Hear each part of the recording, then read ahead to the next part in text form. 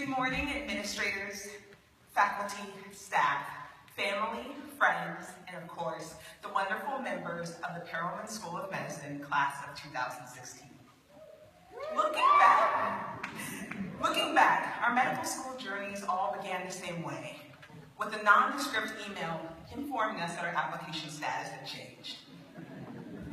Whether you were in a lab conducting research, working while eagerly awaiting a career change, serving abroad, or sitting in your college dorm room like me, time seemed to stop.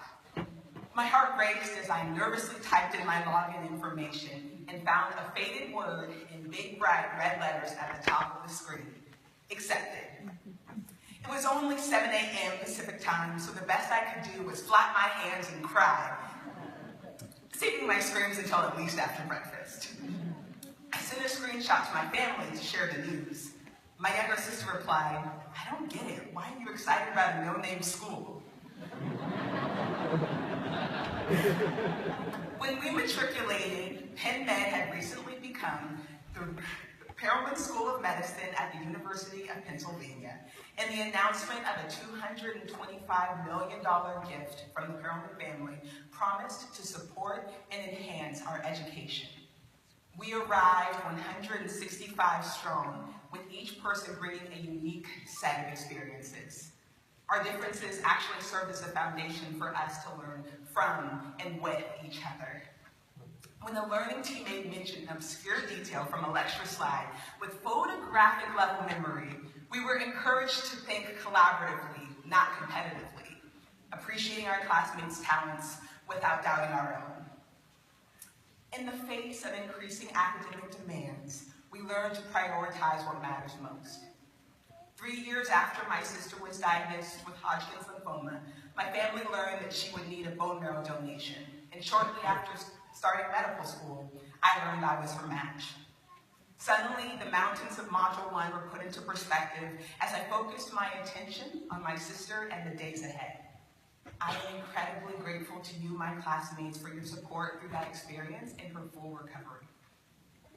We have all had moments where we recognize that being present with family, either in person or by phone, was paramount. Yet even in the giving of ourselves, we must remember to practice self-care, or in Dr. Scott Campbell's words to me, do something bougie for yourself. From that first semester, we were quickly indoctrinated into medical culture by learning a new and complex language. Even simple terms had new translations. Palpate meant feel, percuss meant tap, and digital manipulation just meant picking your nose.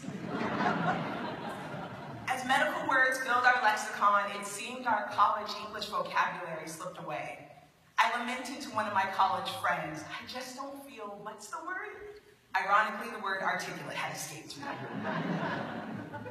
After a year and a half of classroom-based learning, we donned our pristinely white coats and walked into the hospital, grappling with a new set of questions that lacked the one best answer we had grown accustomed to on exams. Where do I show up? What should I say? What does this patient need? How can I help?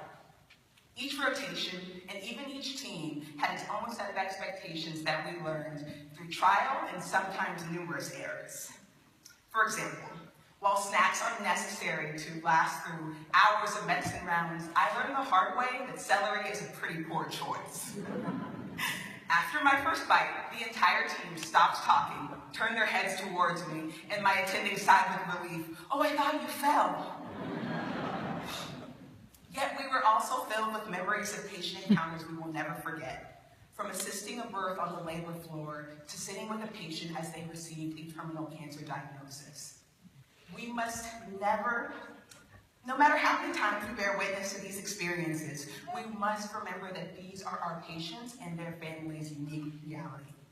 Let's strive to be with our patients in these moments, to respect their emotions, answer their questions, and translate the medical jargon into words they can understand.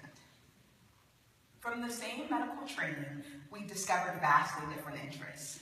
Soon, we'll spread out across the country into various specialties, or even careers beyond medicine.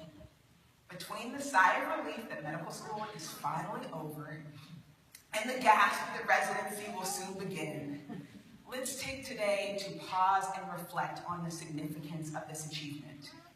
This robe and that diploma is representative of so many hours of studying, exams, and rotations.